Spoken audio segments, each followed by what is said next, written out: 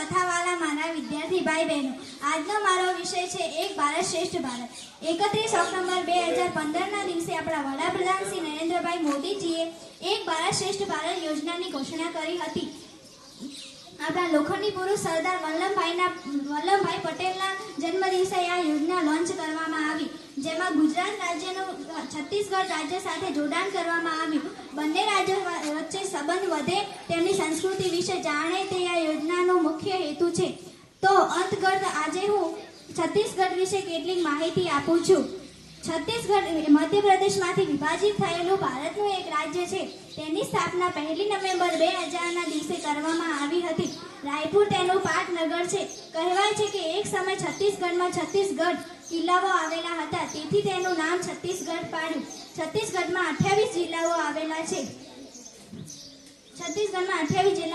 છે. તે રાજ્યના મુખ્યમંત્રી ભૂપેશ બાઘેલા છે અને રાજ્યપાલ અનસુયા ઉઇકે છે.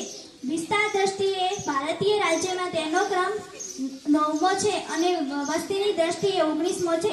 તેની અધિકૃત ભાષા છત્તીસગઢી છે. રમતોના નામ અને નિયમો સંસ્કૃતમાં બોલનારું છત્તીસગઢ દેશનું રાજ્ય બન્યું. છત્તીસગઢનું પ્રાચીન નામ દક્ષિણ કૌશલ્ય છે. સંસ્કૃતના મહાન કવિ કાલિદાસનો જન્મ છત્તીસગઢમાં થયો હતો. જય હિન્દ અસ્તુ.